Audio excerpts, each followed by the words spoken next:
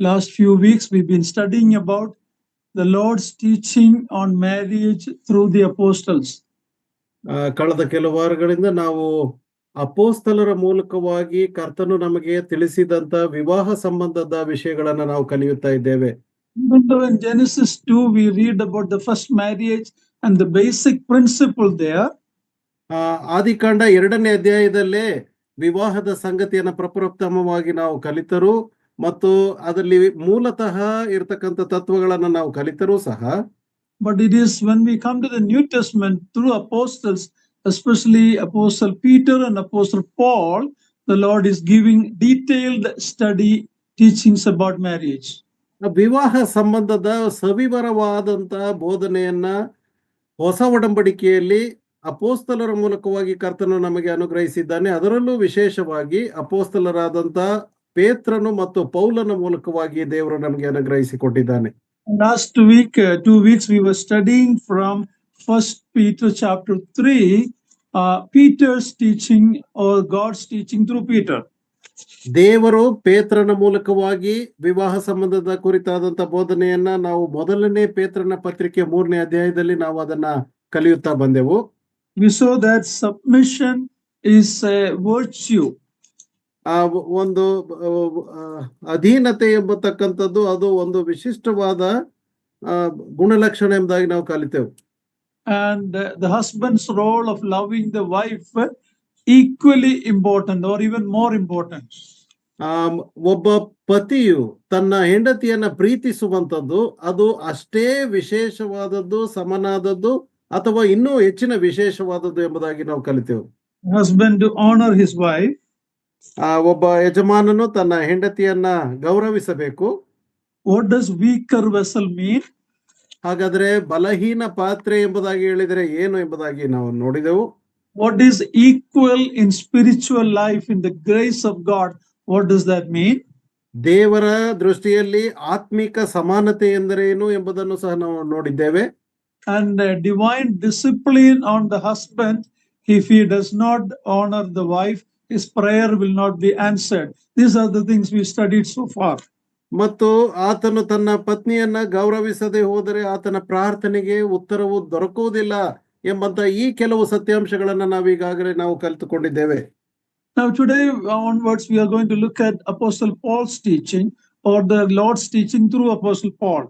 ನಾವು ಈ ದಿನ ಕರ್ತನು ಅಪೋಸ್ತಲನಾದ ಪೌಲನ ಮೂಲಕವಾಗಿ ವಿವಾಹ ಸಂಬಂಧದಲ್ಲಿ ನಮಗೆ ಏನನ್ನು ಪ್ರಬೋಧಿಸಿದ್ದಾನೆ ಎಂಬುದನ್ನು ನಾವು ಕಲಿಯುವಂತವರಾಗಿದ್ದೇವೆ. There are basically 5 passages that Paul wrote about marriage relationship. ವಿವಾಹ ಸಂಬಂಧದಲ್ಲಿ ಅಪೋಸ್ತಲನಾದ ಪೌಲನು 5 ವಾಕ್ಯ ಭಾಗಗಳಲ್ಲಿ ನಮಗೆ ಸವಿವರವಾಗಿ ವಿವರಿಸಿದ್ದಾನೆ. If you are making notes, you can write it. ನೀವು ಯಾರಾದ್ರೂ ಬರಹವನ್ನ ಮಾಡ್ತಾ ಇದ್ರೆ ನೀವು ಅದನ್ನ ಬರೆದುಕೊಳ್ಳಬಹುದು. One is Ephesians 5. ಮೊದಲನೇದು ಎಫೆಸ ಪತ್ರಿಕೆ 5ನೇ ಅಧ್ಯಾಯ. Another one is Colossians chapter 3. ಮತ್ತು ಎರಡನೇದು ಕೊಲೊಸೆ ಪತ್ರಿಕೆ 3ನೇ ಅಧ್ಯಾಯ. Then 1 Corinthians chapter 7. ಮೂರನೇದಾಗಿ ಮೊದಲನೇ ಕೊರಿಂಥ ಪತ್ರಿಕೆ 7ನೇ ಅಧ್ಯಾಯ. Titus chapter 2. ತೀತನ ಪತ್ರಿಕೆ 2ನೇ ಅಧ್ಯಾಯ. 1 Timothy chapter 3. ಮೊದಲನೇ ತಿಮೋಥಿಯನಿಗೆ ಬರೆದ ಪತ್ರಿಕೆ 3ನೇ ಅಧ್ಯಾಯ. Today we're going to look at Ephesians chapter 5. ಈ ದಿನ ನಾವು ಎಫೆಸ ಪತ್ರಿಕೆ 5ನೇ ಅಧ್ಯಾಯವನ್ನು ನೋಡುವುದಕ್ಕಿದ್ದೇವೆ. 21 to 33. 21ರಿಂದ 33ರವರೆಗೆ. The main topic is submission, loving, headship, and one flesh union. ಮುಖ್ಯವಾದಂತ ಸಾರಾಂಶ ಇದರಲ್ಲಿ ಅಧೀನತೆ, loving headship, ಪ್ರೀತಿಸುವಂತ ಒಂದು ಶಿರಸ್ಸು, and one flesh union. ಮತ್ತು ಐಕ್ಯತೆಯಲ್ಲಿ ಒಂದೇ ಶರೀರವಾಗಿರುವಂತದ್ದು. Now Paul was not one of the 12 disciples. ಪೌಲನು ಯೇಸುವಿನ 12 ಶಿಷ್ಯರಲ್ಲಿ ಆತನು ಒಬ್ಬನಾಗಿರಲಿಲ್ಲ. But he was an apostle chosen by the Lord. ಆದರೂ ಸಹ ಕರ್ತನು ಆತನನ್ನು ಅಪೋಸ್ತಲತನಕ್ಕೆ ಆರಿಸಲ್ಪಟ್ಟವನಾಗಿ ಪೌಲನನ್ನು ಆರಿಸಿಕೊಂಡನು. Some people in Corinthian church and even today think that his writing is less than other apostles. That's a false understanding. ಒಂದು ತಪ್ಪಾದ ಅರ್ಥೈಸುವಿಕೆ ಏನೆಂಬುದಾಗಿ ಹೇಳಿದರೆ ಕೊರಿಂಥದವರು ತಿಳ್ಕೊಂಡ ಹಾಗೆಯೇ ಇವತ್ತಿಗೂ ಕೆಲವರು ಅಂದುಕೊಳ್ಳುವುದೇನೆಂದರೆ ಪೌಲನ ಬರಹಗಳು ಅದು ನಿಜ ಸತ್ಯವಾದವುಗಳಲ್ಲ, ಯಾಕಂದ್ರೆ ಆತನು ಅಪೋಸ್ತಲನಲ್ಲ ಎಂಬುದಾಗಿ ತಿಳಿಯುತ್ತಾರೆ. Some blame him that he was not a married man. ಇನ್ನೊಂದು ದೋಷಾರೋಪ ಆತನ ಮೇಲೆ ಇರ್ತಕ್ಕಂಥದ್ದು ಏನಂದ್ರೆ ಆತನಿಗೆ ಮದುವೆ ಆಗಿರ್ಲಿಲ್ಲ. What he is writing is his personal opinion. ಆತನು ಬರೆಯುವಂತದ್ದೆಲ್ಲ ಆತನ ವೈಯಕ್ತಿಕ ಅನುಭವಗಳ ಅಥವಾ ವೈಯಕ್ತಿಕ ಭಾವನೆಗಳ ಆಧಾರದ ಮೇಲೆ ಬರೆದಿದ್ದಾನೆ. He was a male chauvinist. ಆತನು ಒಬ್ಬ ಪುರುಷ ಪ್ರಧಾನ ವ್ಯಕ್ತಿ. So he is writing his personal opinion. ಆದುದರಿಂದ ಆತನು ತನ್ನ ಸ್ವಂತ ಅಭಿಪ್ರಾಯದಲ್ಲಿ ಆತನು ಬರೆದಿದ್ದಾನೆ ಎಂಬುದಾಗಿ ತಿಳಿಯುತ್ತಾರೆ. There are a few places Paul gives his opinion, that's true. ಕೆಲವು ಸ್ಥಳಗಳಲ್ಲಿ ಆತನು ತನ್ನ ವೈಯಕ್ತಿಕ ಅನುಭವವನ್ನು ತಿಳಿಸಿದ್ದಾನೆ, ಅದು ನಿಜ. Abhipraya, his opinion. ಆತನ ಅಭಿಪ್ರಾಯವನ್ನ ತಿಳಿಸಿದ್ದಾನೆ. For example, he says that I wish everybody is like me. He says in one passage, I wish everybody was like me, unmarried. ಆತನು ಇನ್ನೊಂದು ವಾಕ್ಯ ಭಾಗದಲ್ಲಿ ಆತನು ಹೇಳುವಂಥದ್ದು ಎಲ್ಲರೂ ನನ್ನ ಹಾಗೆ ಇರುವುದು ಒಳ್ಳೆಯದು, ಅಂದರೆ ವಿವಾಹವಿಲ್ಲದೆ ಇರತಕ್ಕಂತ ಒಂದು ಸ್ಥಿತಿಯಲ್ಲಿ ಇದ್ದರೆ ಒಳ್ಳೆಯದು ಎಂಬುದಾಗಿ ಆತನು ಹೇಳುತ್ತಾನೆ. But he was telling that for a higher call to serve the Lord. If someone has a calling, that is good. That in that sense only he is telling that.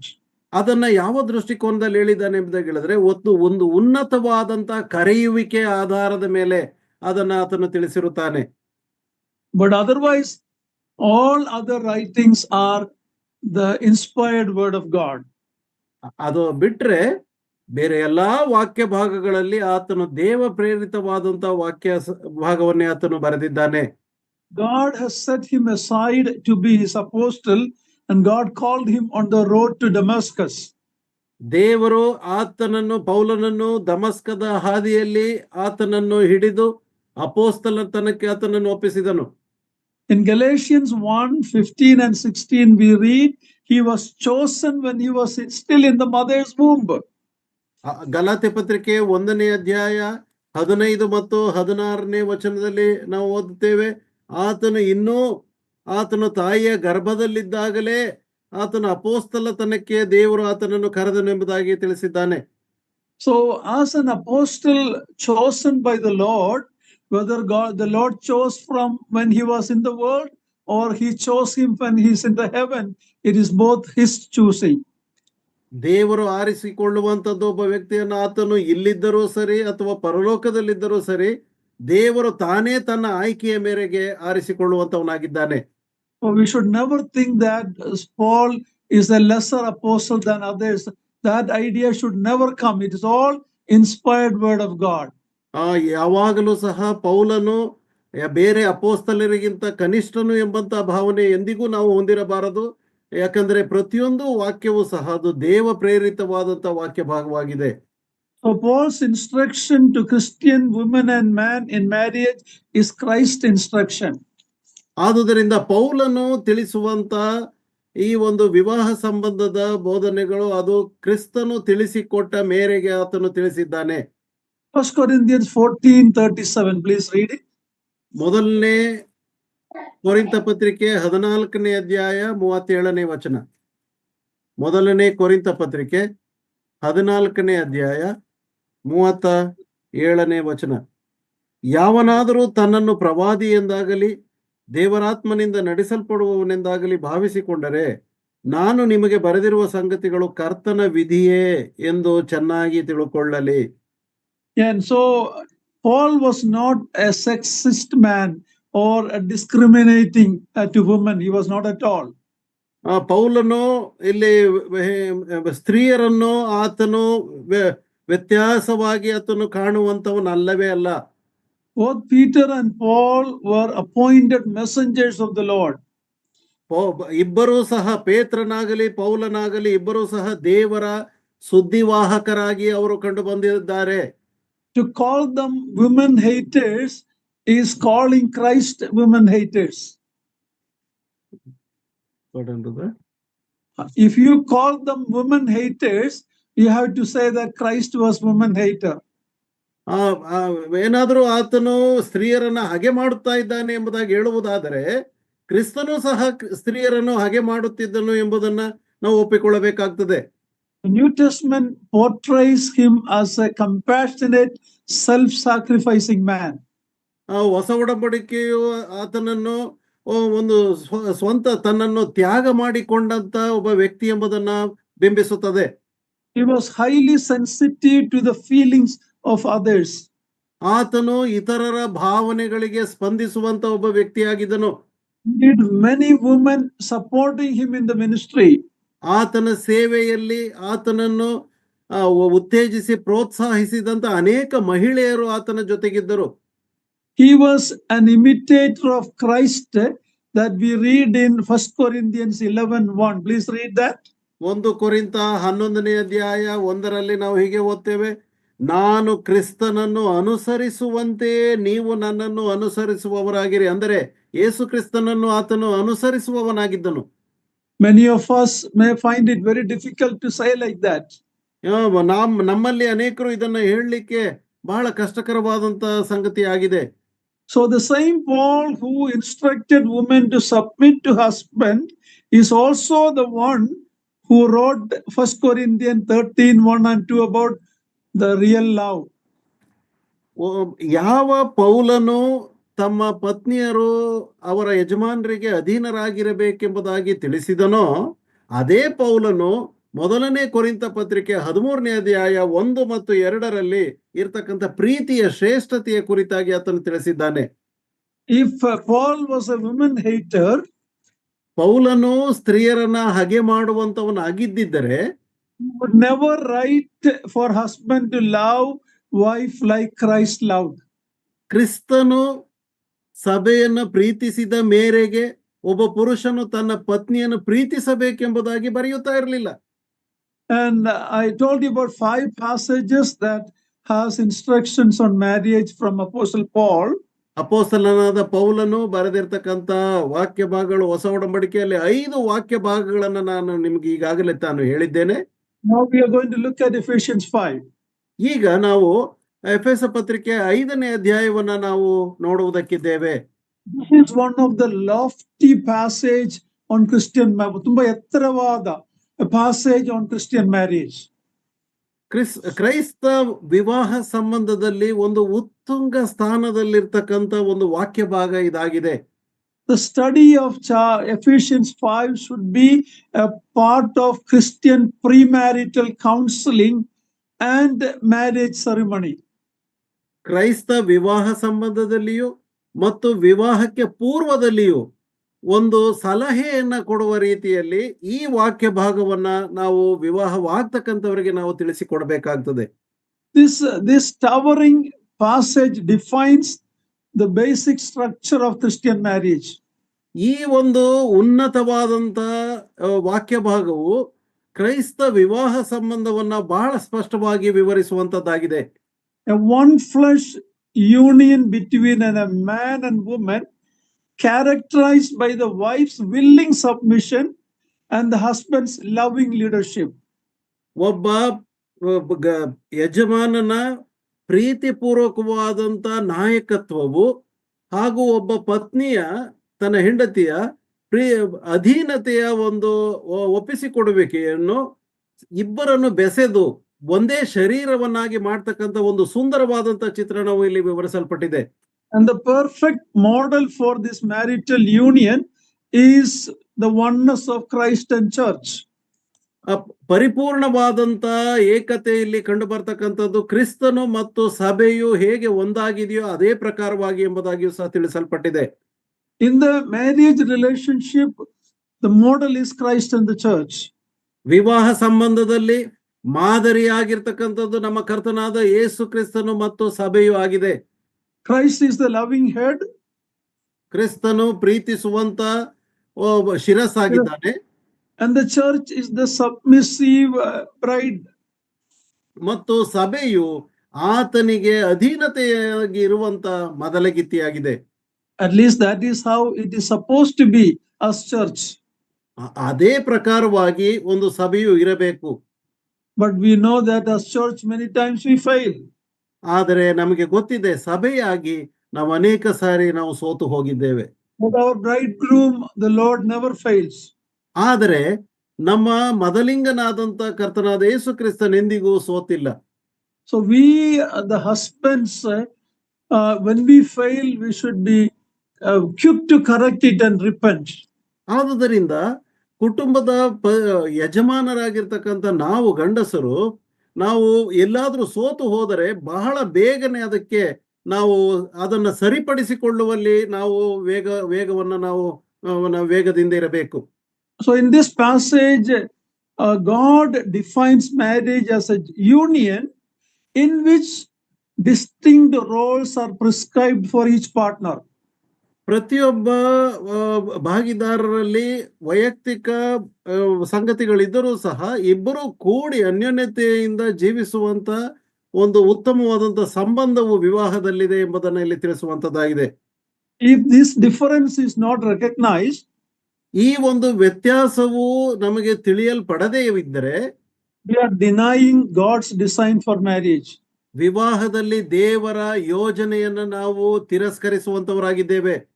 Let's read the passage, Ephesians 5:21 to 27 first. ಮೊದಲನೇದಾಗಿ ನಾವು ದೇವರ ವಾಕ್ಯದಲ್ಲಿ ಎಫೆಸ ಪತ್ರಿಕೆ 5ನೇ ಅಧ್ಯಾಯ 21ನೇ ವಚನದಿಂದ 27 very good. 27ನೇ ವಚನದವರೆಗೆ ಮೊದಲನೇದಾಗಿ ಓದಿಕೊಳ್ಳೋಣ. ಎಫೆಸ ಪತ್ರಿಕೆ 5ನೇ ಅಧ್ಯಾಯ 21ರಿಂದ 27. ಒಬ್ಬರಿಗೊಬ್ಬರು ವಿನಯ. Read one sentence at a time. 21. Okay.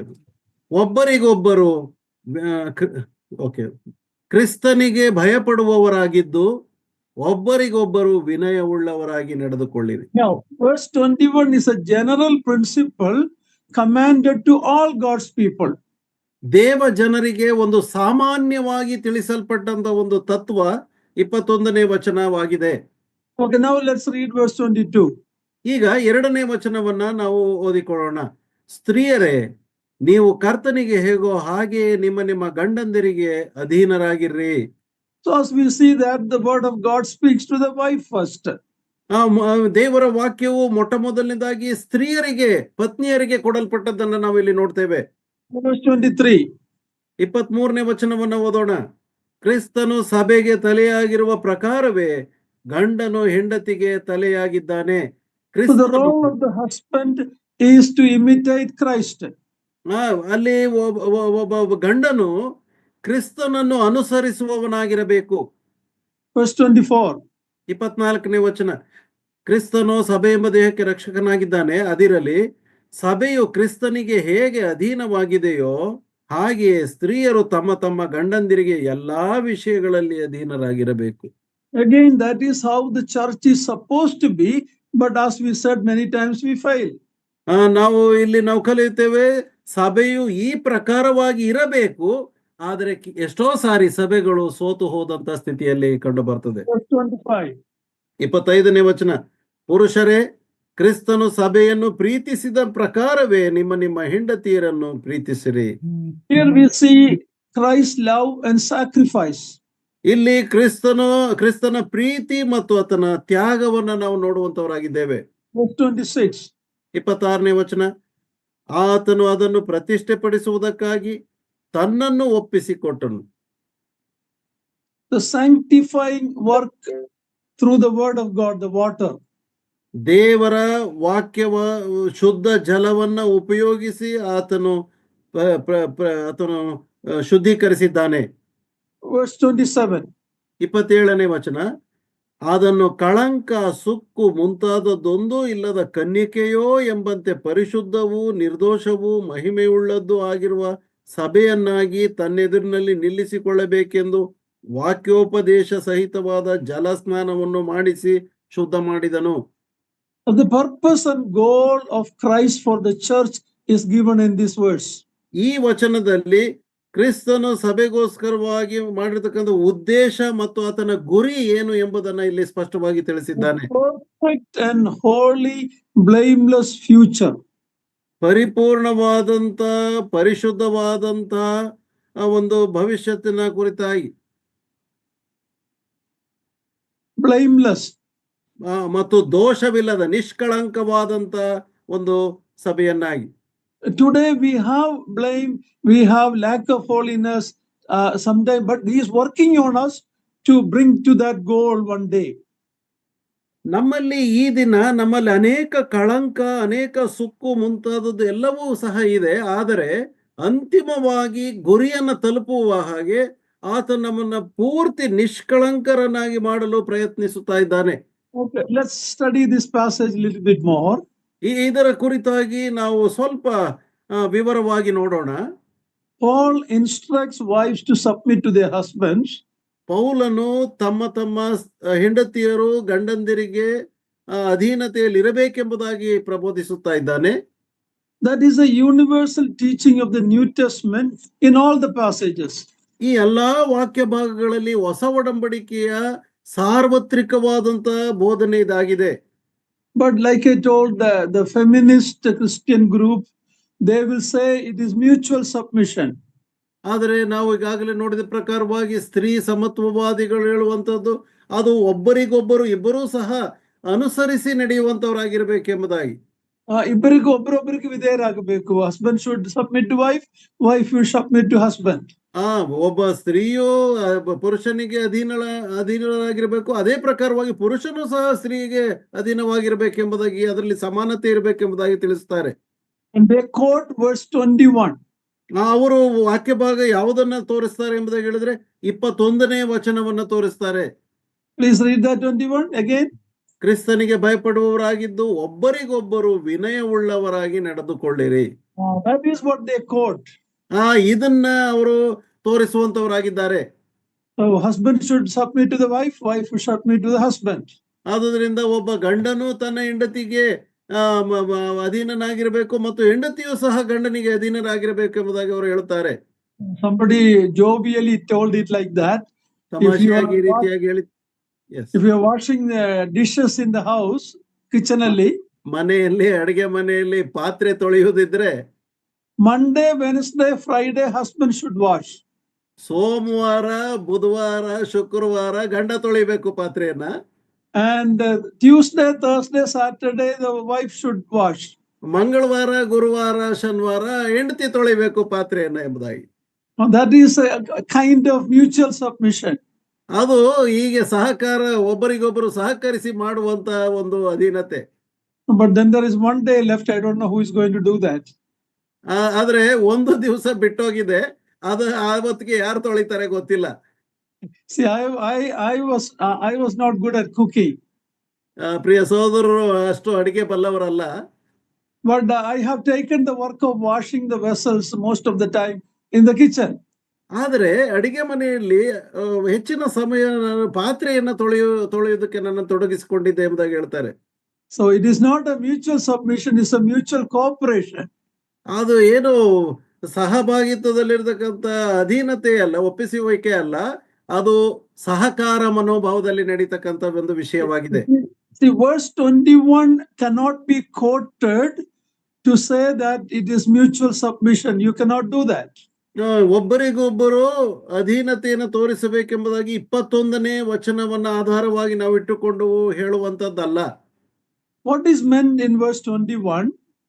21ನೇ ವಚನದಲ್ಲಿ ಅರ್ಥೈಸುವುದು ಏನೆಂದರೆ, a spirit-filled believer will be submissive in general principle. ಒಬ್ಬ ಆತ್ಮೀಕನಾದಂತ ವಿಶ್ವಾಸಿಯು ಆತನು ಸಾಮಾನ್ಯವಾದ ತತ್ವಕ್ಕೆ ಆತನು ಒಳಬೀಳುವಂತವನಾಗಿದ್ದಾನೆ. We all should be submissive. ನಾವೆಲ್ಲರೂ ಇದಕ್ಕೆ ಅಧೀನತೆಯನ್ನು ತೋರಿಸುವಂತವರಾಗಿರಬೇಕು. A godly husband, ಒಬ್ಬ ದೈವಿಕವಾದಂತ ಪುರುಷನು, as a godly leader, he will listen to his wife's counsel and correction. ದೈವಿಕವಾಗಿ ತನ್ನ ಹೆಂಡತಿಯು ತಿಳಿಸುವಂತ ಸಲಹೆಯನ್ನ ಆತನು ಸ್ವೀಕರಿಸುವಂತವನಾಗಿರಬೇಕು. True love submits, even sacrifices itself. True love will submit and sacrifice. ನಿಜವಾದ ಪ್ರೀತಿಯು ತ್ಯಾಗದಷ್ಟೇ, ಅದು ಕೂಡ ಅಧೀನತೆಯನ್ನು ತೋರಿಸುವಂತದ್ದಾಗಿರುತ್ತದೆ. Even the sacrifice of Christ does not eliminate the headship. ಯೇಸು ಕ್ರಿಸ್ತನ ತ್ಯಾಗವು ಆತನ ಶಿರಸ್ಸುತನವನ್ನ ತೆಗೆದುಹಾಕಲಿಲ್ಲ. the husband still retains that authority God has given in the family. ಒಂದು ಕುಟುಂಬದಲ್ಲಿ ಯಜಮಾನನು ದೇವರು ನೇಮಿಸಿದಂತ ಆ ಒಂದು ಶಿರಸ್ಸು ತಲೆಯಾಗಿರುವುದನ್ನ ಆತನು ಉಳಿಸಿಕೊಂಡಿರುತ್ತಾನೆ. A godly wife will willingly submit. ಒಬ್ಬ ದೈವ ಭಕ್ತಿಯಾದಂತ ಸ್ತ್ರೀಯು ಇಷ್ಟಪೂರ್ವಕವಾಗಿ ಅಧೀನಳಾಗುತ್ತಾಳೆ. See, the verse 21, submit to one another, continues, and then the whole passage till chapter 6, different group of people. Wife submit to the husbands, children subject to the parents, servants to the masters. It is in a general context, it is written in verse 21.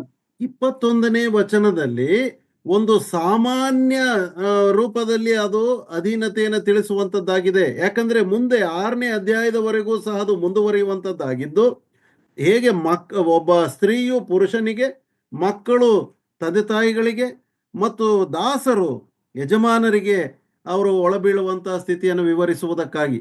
These roles are not reversible. ಮತ್ತು ಇದು ನಾವು ಇದನ್ನ ಅದಲು ಬದಲು ಮಾಡಲಿಕ್ಕೆ ಸಾಧ್ಯವಿಲ್ಲ. Now, first one we see, submit as to the Lord. That is the command to the wives. ಸ್ತ್ರೀಯರಿಗೆ ತಿಳಿಸಲ್ಪಟ್ಟಿರುವಂತಹ ಒಂದು ಆಜ್ಞೆ ಏನೆಂದರೆ ಕರ್ತನಿಗೆ ಹೇಗೋ ಹಾಗೆಯೇ. So in other words, a wife's submission to the husband is because she submit to the Lord. ಇನ್ನೊಂದು ರೀತಿಯಲ್ಲಿ ಹೇಳುವಾಗ ಒಬ್ಬ ಸ್ತ್ರೀಯು ಕರ್ತನಿಗೆ ಅಧೀನತೆಯನ್ನು ತೋರಿಸುವುದಾದ್ರೆ ಅದರಿಂದ ತನ್ನ ಗಂಡನಿಗೂ ಸಹ ಅಧೀನಳಾಗಿರಬೇಕು. She is not submissive to her husband. That naturally means she is not submissive to the Lord. ಹಾಗಾದ್ರೆ ಒಬ್ಬ ಸ್ತ್ರೀಯು ತನ್ನ ಗಂಡನಿಗೆ ಅಧೀನತೆಯನ್ನು ತೋರಿಸದಿದ್ದರೆ ಅದು ಅರ್ಥವಾಗ್ತದೆ ಆಕೆಯು ಕರ್ತನಿಗೂ ಸಹ ಅಧೀನಳಾಗಿರುವುದಿಲ್ಲ ಎಂಬುದಾಗಿ. Secondly, there is a theological reason for submission. ಇನ್ನೊಂದು ದೈವಶಾಸ್ತ್ರ ಅನುಸಾರವಾಗಿ ಎರಡನೇ ಒಂದು ಕಾರಣ ಆಕೆಯು ಅಧೀನತೆಯನ್ನು ತೋರಿಸುವುದಕ್ಕೆ, the husband is the head. ಯಾಕಂದ್ರೆ ಒಬ್ಬ ಯಜಮಾನನು ತಲೆಯಾಗಿದ್ದಾನೆ. It does not say husband should be the head. ಅದು ಗಂಡನು ತಲೆಯಾಗಿರಬೇಕು ಎಂಬುದಾಗಿ ಹೇಳಿಲ್ಲ, but he is the head. ಆತನೇ ತಲೆಯಾಗಿದ್ದಾನೆ. Okay, you understand the difference? It's not telling husband be the head, but husband is the head. ಗಂಡನು ತಲೆಯಾಗಿರಬೇಕು ಎಂಬುದಾಗಿ ಅಲ್ಲ, ಗಂಡನೇ ತಲೆಯಾಗಿದ್ದಾನೆ. In other words, it is a God intended position. ಇನ್ನೊಂದು ಮಾತಿನಲ್ಲಿ ಹೇಳುವಾಗ ಅದು ದೇವರು ಇಷ್ಟಪಟ್ಟಂತ ಒಂದು ಸ್ಥಾನವು ಅದಾಗಿದೆ. If a husband doesn't take that role in the family, ಒಂದು ಕುಟುಂಬದಲ್ಲಿ ಯಜಮಾನನು ಈ ಒಂದು ಪಾತ್ರವನ್ನ ಸರಿಯಾಗಿ ವಹಿಸದಿದ್ದರೆ rebelling against God. ಅದು ದೇವರಿಗೆ ವಿರುದ್ಧವಾದಂತದ್ದಾಗಿರುತ್ತದೆ. And some husbands are very passive. They allow the wife to take the headship. ಕೆಲವು ಕುಟುಂಬಗಳಲ್ಲಿ ಗಂಡಂದಿರು ಅವರು ಬಹಳ ನಿಷ್ಕ್ರಿಯಗಳಾಗಿದ್ದು ಸ್ತ್ರೀಯರನ್ನೇ ಹೆಂಡತಿಯರನ್ನೇ ತಲೆಯಾಗಿ ಇರುವುದಕ್ಕೆ ಅವರು ಒಪ್ಪಿಸಿಕೊಟ್ಟವರಾಗಿರುತ್ತಾರೆ. And most of their houses have severe problems. ಅಂತ ಕುಟುಂಬಗಳು ಬಹಳ ಕಠೋರವಾದಂತ ಸ್ಥಿತಿಗತಿಗಳಿಗೆ ಒಳಬೀಳುವಂತದ್ದಾಗಿರುತ್ತವೆ. Learn that and it will affect them also. ಮತ್ತು ಮಕ್ಕಳಿಗೂ ಸಹ ಅದು ಪ್ರಭಾವವನ್ನ ಬೀರಿ ಅವರ ಮೇಲೂ ಪ್ರಭಾವವನ್ನ ಬೀರುವಂತದ್ದಾಗಿರುತ್ತದೆ. First, it is because of the headship. Husband is the head. ಮೊದಲನೇದಾಗಿ ಗಂಡನು ತಲೆಯಾಗಿರುವುದರಿಂದ. Secondly, the husband's headship is based on Christ's headship. ಎರಡನೇದಾಗಿ ಪುರುಷನ ಶಿರಸುತನ ಅದು ಕ್ರಿಸ್ತನ ಶಿರಸುತನಕ್ಕೆ ಹೋಲಿಕೆಯಾಗಿದೆ. It's not based on the first century culture or Roman culture or Jewish culture. ಅದು ಯಹೂದ್ಯ ಸಂಪ್ರದಾಯದ ಪ್ರಕಾರವಾಗಿ ಅಲ್ಲ, ಅಥವಾ ಮೊದಲನೇ ಶತಮಾನದ ಜನರ ಸಂಪ್ರದಾಯವಾಗಿ ಅಲ್ಲ. Christ is the head. ಕ್ರಿಸ್ತನು ತಲೆಯಾಗಿದ್ದಾನೆ. When we say head of a nation, head of the department, we know that it is an authority. ನಾವು ಒಂದು ಸಂಸ್ಥೆಯ ಮುಖ್ಯಸ್ಥರನ್ನ ನಾವು ಯೋಚಿಸುವಾಗ, ಒಂದು ರಾಷ್ಟ್ರದ ಅಧ್ಯಕ್ಷರನ್ನ ನಾವು ಯೋಚಿಸುವಾಗ ಅದು ಅಧಿಕಾರವನ್ನ ಸೂಚಿಸುವಂತದ್ದಾಗಿದೆ. So that authority and submission are mutual. As authority of the husband, and submission of the wife. ಯಜಮಾನನ ಗಂಡನ ಅಧಿಕಾರವು ಹೆಂಡತಿಯ ಅಧೀನತೆಯು ಅದು ಸಹ ಒಪ್ಪಿಸುವಿಕೆಯಿಂದ ಉಂಟಾದದ್ದಾಗಿದೆ. And thirdly, we saw that the wife's submission is based on the church's submission. ಮೂರನೇದಾಗಿ ನಾವು ನೋಡ್ತಾ ಬಂದೆವು, ಒಂದು ಸಭೆಯು ಹೇಗೆ ಅದು ಅಧೀನತೆಯನ್ನು ತೋರಿಸ್ತದೋ ಅದೇ ಪ್ರಕಾರವಾಗಿ ಸ್ತ್ರೀಯು ತನ್ನ ಗಂಡನಿಗೆ ಅಧೀನರಾಗಿರಬೇಕೆಂಬುದಾಗಿ. In a Christian marriage, wife represents the church and husband represents Christ. ಒಂದು ಕ್ರೈಸ್ತ ವಿವಾಹದಲ್ಲಿ ಪತ್ನಿಯು ಸಭೆಗೆ ಹೋಲಿಕೆ ಆದರೆ ಪುರುಷನಿಗೆ ಕ್ರಿಸ್ತನಿಗೆ ಹೋಲಿಕೆಯಾಗಿದ್ದಾನೆ ಪುರುಷನು. So there is a greater demand on the husband to be Christ-like. ಆದುದರಿಂದ ಒಬ್ಬ ಯಜಮಾನನು ಕ್ರಿಸ್ತನ ಹಾಗೆ ಇರಬೇಕಾಗಿ ಕಂಡು ಬರಬೇಕಾದದ್ದು ವಿಶೇಷವಾಗಿದೆ. Paul instructs husbands to love their wives as Christ loved the church. ಪೌಲನು ಪುರುಷರಿಗೆ ಹೇಳುವಂತದ್ದು, ನಿಮ್ಮ ನಿಮ್ಮ ಹೆಂಡತಿಯರನ್ನು ಕ್ರಿಸ್ತನು ಸಭೆಯನ್ನು ಪ್ರೀತಿಸಿದ ಮೇರೆಗೆ ನೀವು ಸಹ ಪ್ರೀತಿಸಬೇಕೆಂಬುದಾಗಿ ತಿಳಿಸ್ತಾನೆ. Now Paul's instruction, after Paul's instruction about wife submission, now he turns to the husbands. ಸ್ತ್ರೀಯರು ತಮ್ಮ ಗಂಡಂದಿರಿಗೆ ಅಧೀನತೆಯನ್ನು ತೋರಿಸಬೇಕೆಂಬುದಾಗಿ ಪೌಲನು ತಿಳಿಸಿದ ನಂತರ ಆತನು ಪುರುಷರ ಕಡೆಗೆ ಆತನು ತಿಳಿಸುವಂತವನ ಆಗಿದ್ದಾನೆ. This was a revolutionary concept in the first century, especially in the Jewish culture and the pagan culture. ಮೊದಲನೇ ಶತಮಾನದಲ್ಲಿ ಯಹೂದ್ಯ ಸಂಪ್ರದಾಯದಲ್ಲಿ ಮತ್ತು ಅನ್ಯ ಜನಗಳಲ್ಲಿ ಇರ್ತಕ್ಕಂಥ ಸಂಪ್ರದಾಯಗಳಲ್ಲಿ ಇದು ಒಂದು ಆಂದೋಲನವಾಗಿ ಇದು ಬಂದಂತ ವಿಷಯವಾಯಿತು. Because women were not considered like that. ಯಾಕಂದರೆ ಸ್ತ್ರೀಯರು ಆ ರೀತಿಯಾಗಿ ಸ್ತ್ರೀಯರನ್ನು ಆ ರೀತಿಯಾಗಿ ಪರಿಗಣಿಸುತ್ತಾ ಇರಲಿಲ್ಲ. So Paul to write that the husband should love the wife like Christ loved, it was a revolutionary teaching of the New Testament. ಪೌಲನು ಪತ್ನಿಯರಿಗೆ ನಿಮ್ಮ ನಿಮ್ಮ ಗಂಡಂದರಿಗನ್ನು ನೀವು ಕ್ರಿಸ್ತನು ಪ್ರೀತಿಸಿದ ಮೇರೆಗೆ ನೀವು ಅಧೀನರಾಗಿರ್ಬೇಕೆಂಬುದಾಗಿ ಹೇಳಿದ್ದು ಅದು ಆವತ್ತಿನ ಒಂದು ಆಂದೋಲನವಾಗಿ ಇರತಕ್ಕಂಥ ವಿಷಯವೂ ಇದು ಆಗಿದೆ. Some of the husbands, men, we may think that head means dictator or lordship. ನಮ್ಮಲ್ಲಿ ಕೆಲವು ಪುರುಷರು ನಾವು ತಲೆಯಾಗಿದ್ದೇವೆ ಎಂಬುದಾಗಿ ಹೇಳುವಾಗ ನಾವು ಸರ್ವಾಧಿಪತಿಗಳು ಎಂಬುದನ್ನು ನಾವು ಅರ್ಥ ಮಾಡಿಕೊಳ್ತೇವೆ. We are the boss. That is not the picture. ನಾವೇ ಯಜಮಾನರು ಬಾಸ್ಗಳಾಗಿದ್ದೇವೆ ಎಂಬುದಾಗಿ ಹೇಳುವಂತದ್ದು ಸರಿಯಾದ ಚಿತ್ರಣವಲ್ಲ. Often headship is misused. ಕೆಲವು ಸಾರಿ ಶಿರಸುತನವು ಅದು ಬಹಳ ತಪ್ಪಾಗಿ ಉಪಯೋಗಿಸಲ್ಪಟ್ಟ ರೀತಿಯಲ್ಲಿ ಅದು ಕಂಡು ಬರ್ತದೆ. It results in physical and mental abuse of women. ಶಾರೀರಿಕವಾದಂತ ಮತ್ತು ಮಾನಸಿಕವಾದಂತ ಸ್ತ್ರೀಯರನ್ನು ಹಿಂಸೆಗೊಳಿಸುವುದಕ್ಕೆ ಅದು ನಡೆಸುವಂತದ್ದಾಗಿದೆ. Controlling women or making them submissive. ಹತೋಟಿಯಲ್ಲಿಟ್ಟು ಸ್ತ್ರೀಯರನ್ನ ಅಧೀನತೆಗೆ ಬಲವಂತವಾಗಿ ಒಳಪಡಿಸುವಂತದ್ದು. Or some neglecting the wife.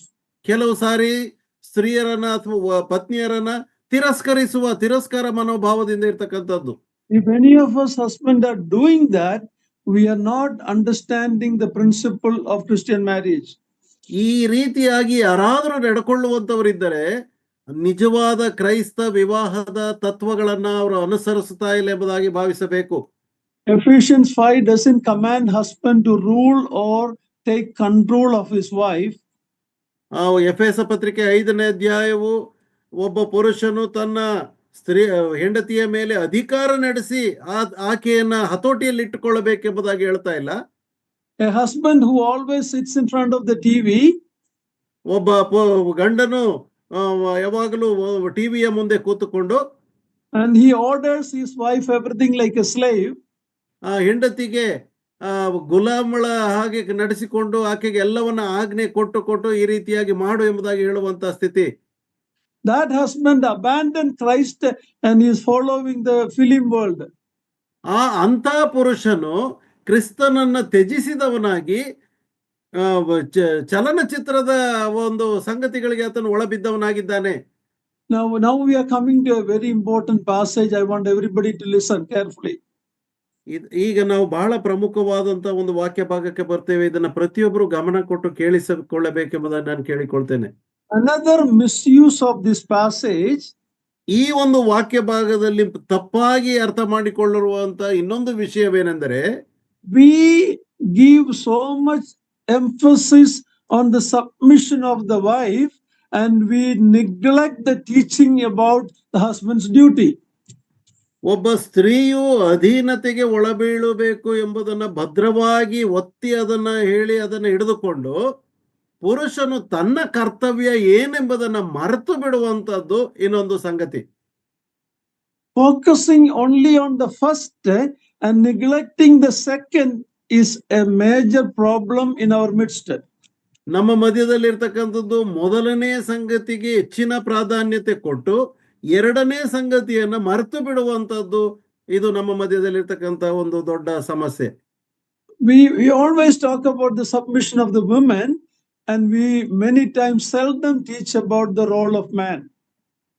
ಸ್ತ್ರೀಯರು ಯಾವಾಗಲೂ ಅಧೀನರಾಗಿರಬೇಕೆಂಬುದಾಗಿ ಅದನ್ನ ಇಷ್ಟಪಟ್ಟು ನಿಜವಾದ ಪುರುಷನ ಪಾತ್ರವೇನು ಎಂಬುದನ್ನ ಮರೆತಂತ ಸ್ಥಿತಿಗೆ ಇರ್ತಕ್ಕಂಥದ್ದು.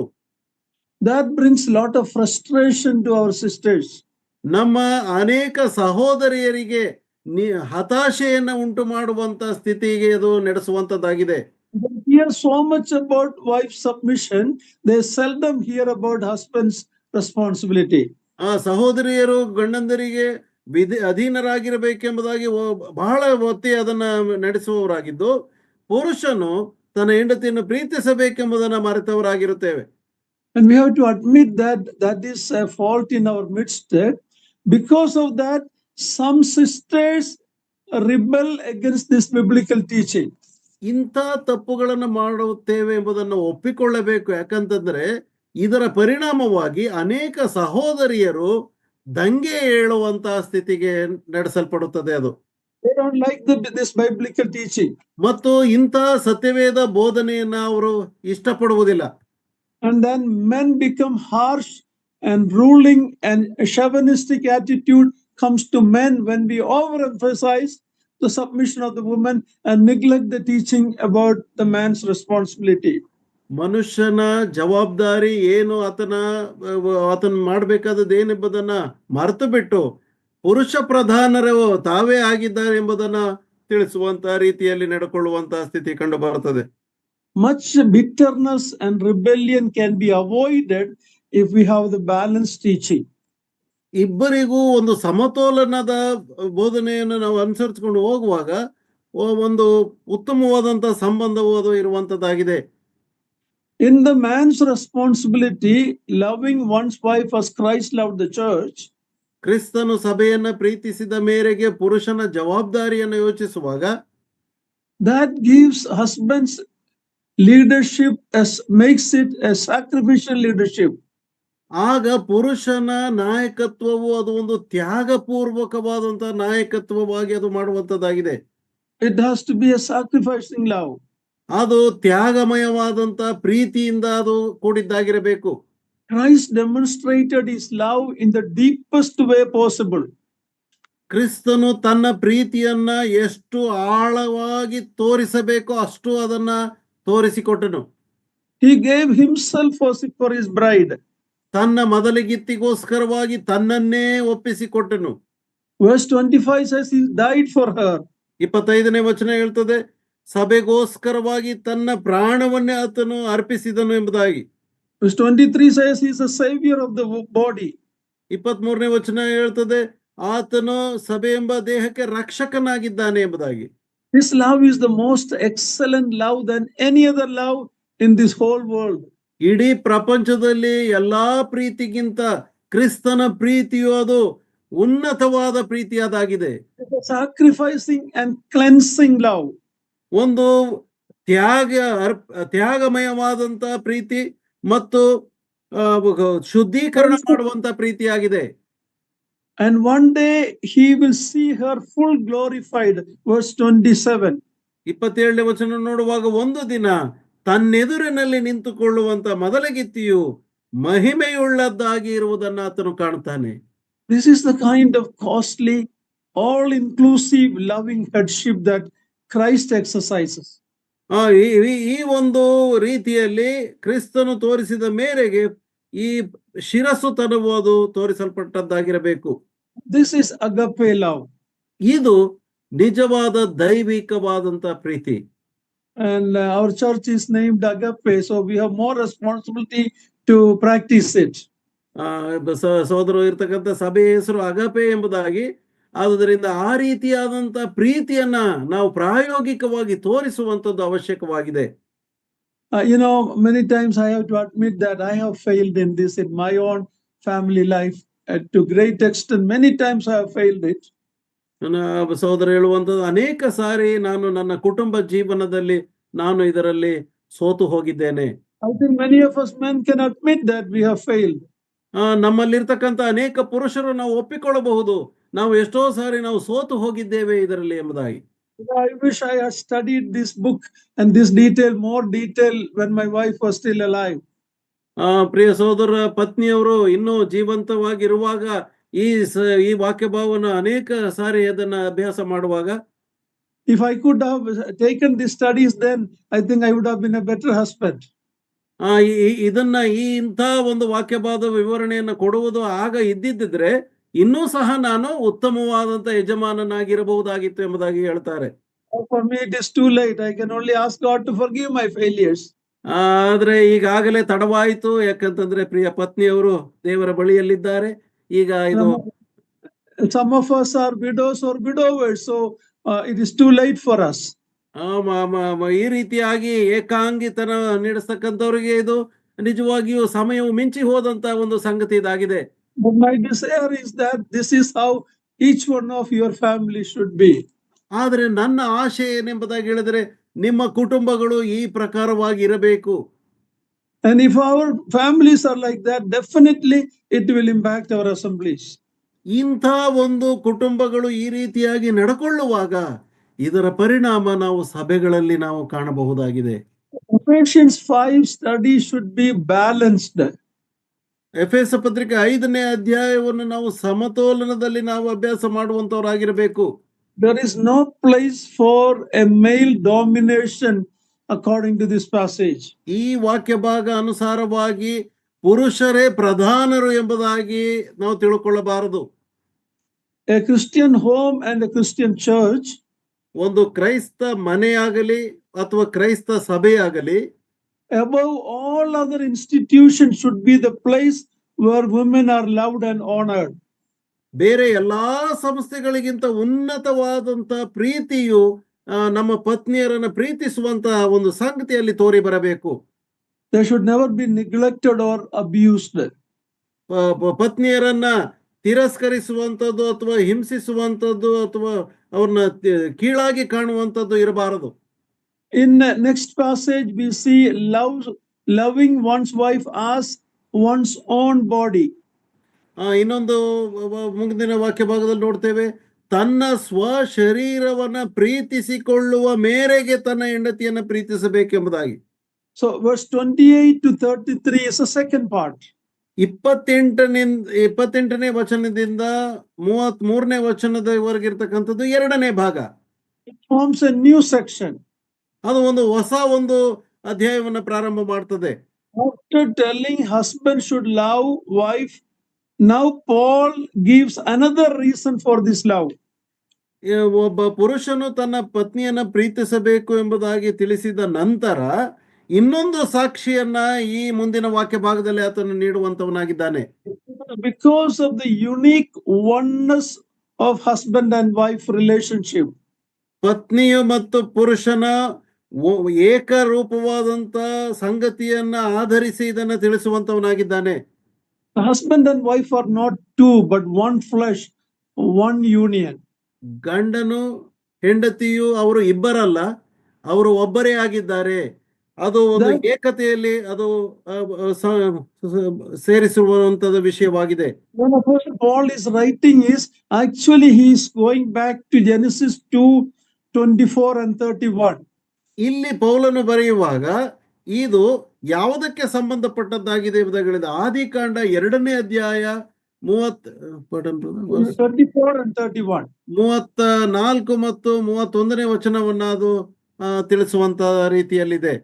Okay, let's read chapter 5 verse 28 to 33.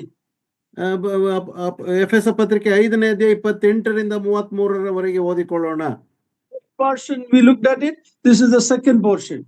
ಇದು ಮೊದಲನೇ ಭಾಗವಾದ ನಂತರ ಎರಡನೇ ವಾಕ್ಯ ಭಾಗವು ಇದಾಗಿದೆ. 28ನೇ ವಚನ. ಹಾಗೆಯೇ ಪುರುಷರು ಸಹ ಸ್ವಂತ ಶರೀರವನ್ನು ಪ್ರೀತಿಸಿಕೊಳ್ಳುವ ಪ್ರಕಾರವೇ ತಮ್ಮ ಹೆಂಡತಿಯರನ್ನು ಪ್ರೀತಿಸುವ ಹಂಗಿನವರಾಗಿದ್ದಾರೆ. ತನ್ನ ಹೆಂಡತಿಯನ್ನು ಪ್ರೀತಿಸುವವನು ತನ್ನನ್ನೇ ಪ್ರೀತಿಸಿಕೊಳ್ಳುವವನಾಗಿದ್ದಾನೆ. Up to 33 ಓದಿರಿ brother. ಯಾರು ಎಂದೂ ಸ್ವಶರೀರವನ್ನು ಹಾಗೆ ಮಾಡಿದ್ದಿಲ್ಲ. ಎಲ್ಲರೂ ತಮ್ಮ ಶರೀರಗಳನ್ನು ಪೋಷಿಸಿ ಸಂರಕ್ಷಿಸುತ್ತಾರೆ. ಯಾವ ದೇಹಕ್ಕೆ ನಾವು ಅಂಗಗಳಾಗಿದ್ದೇವೋ ಸಭೆ ಎಂಬ ಆ ದೇಹವನ್ನು ಕ್ರಿಸ್ತನು ಹಾಗೆಯೇ ಪೋಷಿಸಿ ಸಂರಕ್ಷಿಸುತ್ತಾನಲ್ಲ. ಇದರ ನಿಮಿತ್ತದಿಂದ ಪುರುಷನು ತಂದೆ ತಾಯಿಗಳನ್ನು ಬಿಟ್ಟು ತನ್ನ ಹೆಂಡತಿಯನ್ನು ಸೇರಿಕೊಳ್ಳುವನು, ಅವರಿಬ್ಬರೂ ಒಂದೇ ಶರೀರವಾಗಿರುವರು ಎಂದು ಬರೆದದೆ. ನಾನು ಕ್ರಿಸ್ತನಿಗೂ ಸಭೆಗೂ ಇರುವ ಸಂಬಂಧವನ್ನು ಕುರಿತು ಮಾತಾಡುತ್ತಾ ಇದ್ದೇನೆ. ಇದುವರೆಗೆ ಗುಪ್ತವಾಗಿದ್ದ ಈ ಸತ್ಯಾರ್ಥವು ಬಹು ಗಂಭೀರವಾದದ್ದು.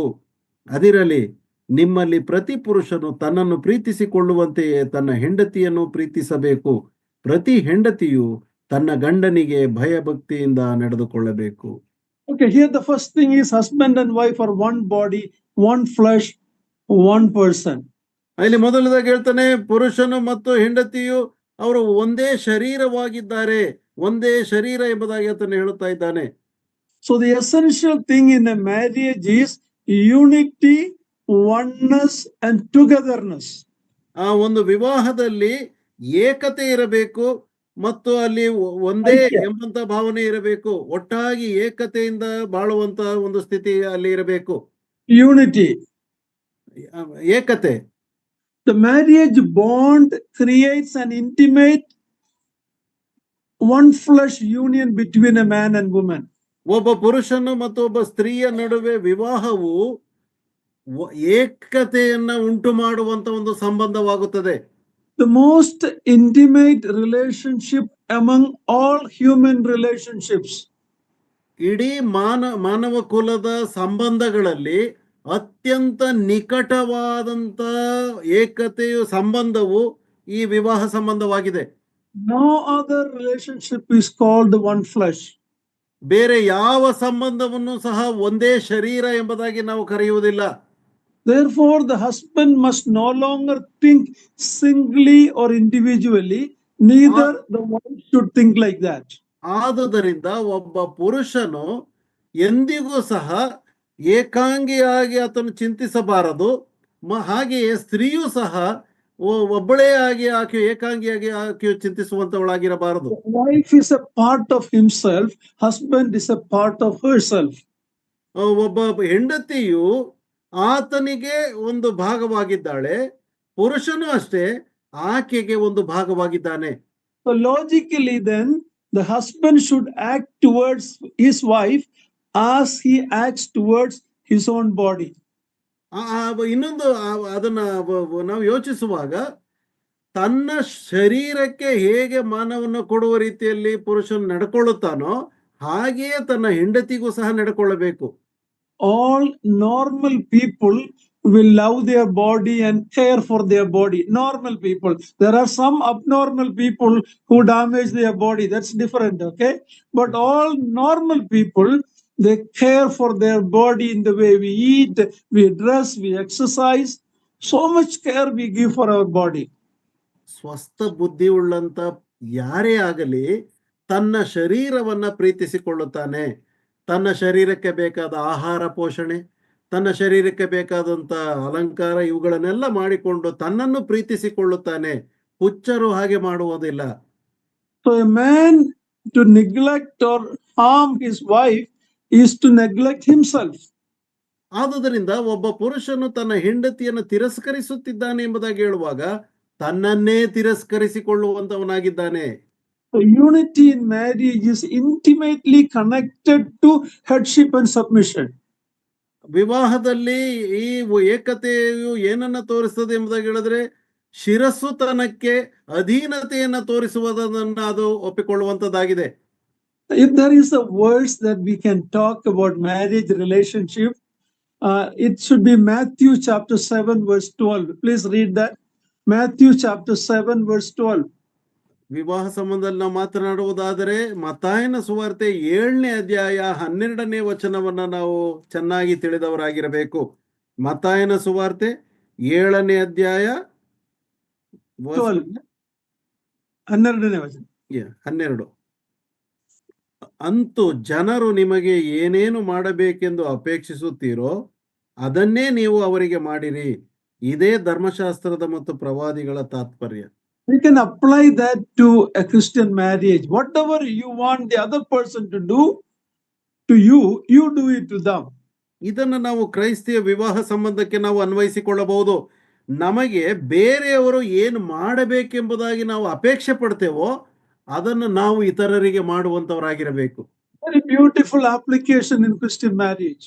ಇದು ಒಂದು ಸುಂದರವಾದಂತ ಅನ್ವಯಿಸುವಿಕೆ ಕ್ರೈಸ್ತ ಮದುವೆಗಳಲ್ಲಿ ಇರಬೇಕಾದದ್ದು.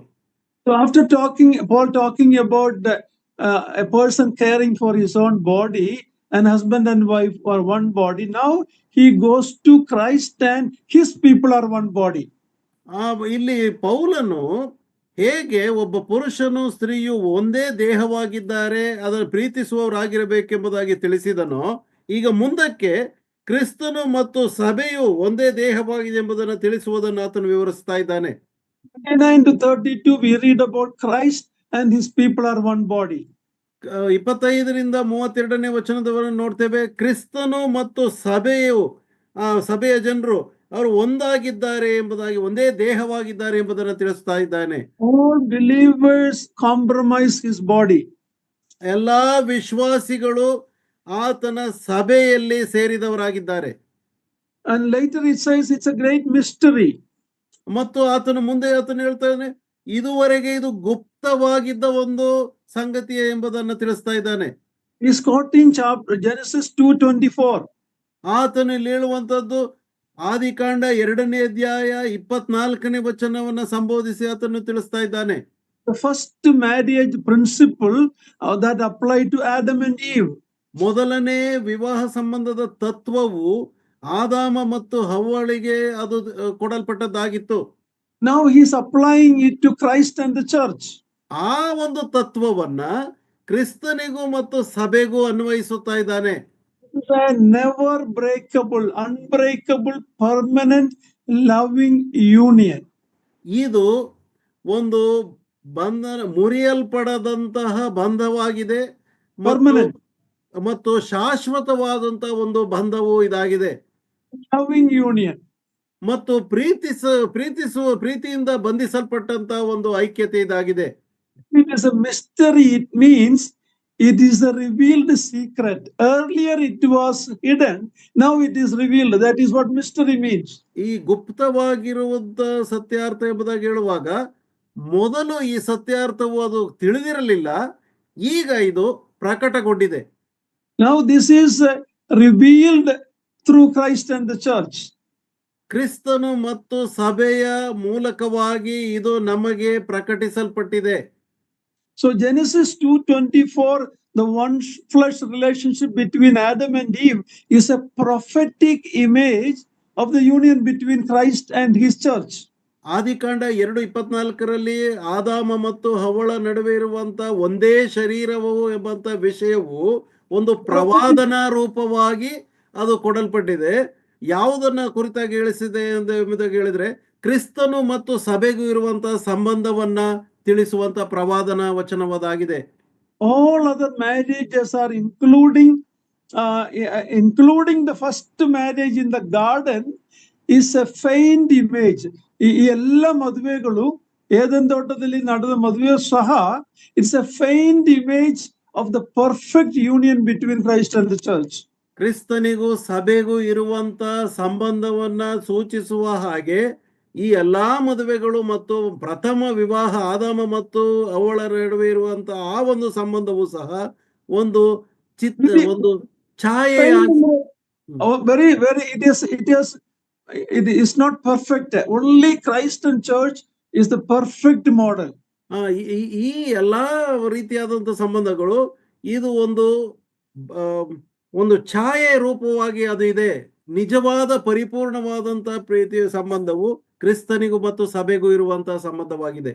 The marriage of the lamb and his bride, the church, as we see when we come to the end of Revelation. ಪ್ರಕಟಣೆ ಪುಸ್ತಕದ ಕೊನೆಯ ಅಧ್ಯಾಯಗಳನ್ನು ನೋಡುವ ಪ್ರಕಾರವಾಗಿ ಯಜ್ಞದ ಕುರಿಯಾದ ಆತನ ಮತ್ತು ಸಭೆಗೂ ಇರತಕ್ಕಂಥ ವಿವಾಹ ಕಾರ್ಯದ ಕುರಿತಾಗಿ ನಾವು ಅಲ್ಲಿ ನೋಡ್ತೇವೆ. That is a beautiful design for Christian marriage. ಇದು ಒಂದು ಕ್ರೈಸ್ತ ವಿವಾಹದ ಒಂದು ಸುಂದರವಾದಂತ ಒಂದು ವರ್ಣನೆ ಅದಾಗಿರುತ್ತದೆ.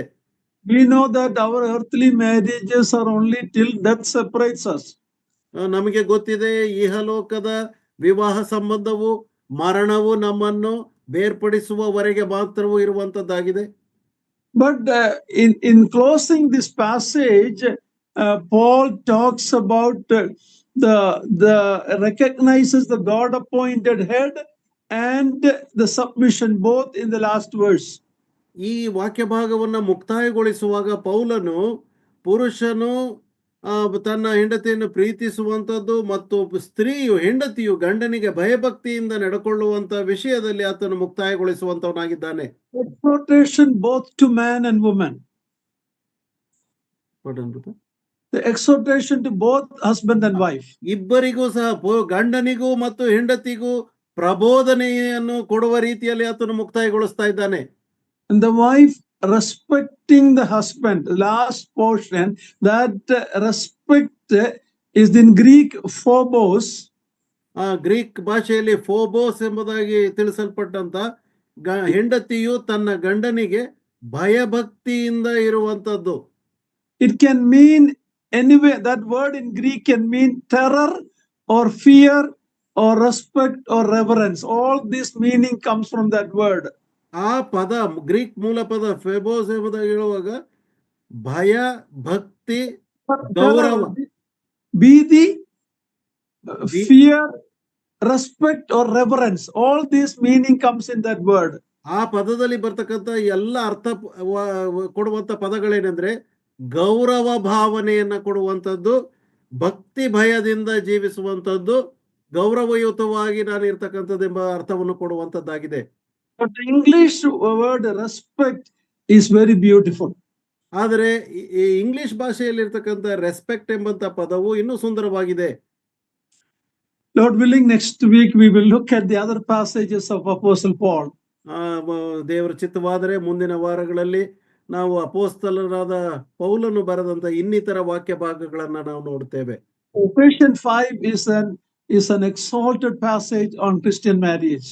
ಕ್ರೈಸ್ತ ವಿವಾಹ ಸಂಬಂಧದಲ್ಲಿ ಎಫೆಸ ಪತ್ರಿಕೆ 5ನೇ ಅಧ್ಯಾಯವು ಅದು ಉತ್ತುಂಗದ ಸ್ಥಾನದಲ್ಲಿರ್ತಕ್ಕಂಥ ಉನ್ನತವಾದಂತ ಒಂದು ವಾಕ್ಯ ಭಾಗವು ಇದಾಗಿದೆ.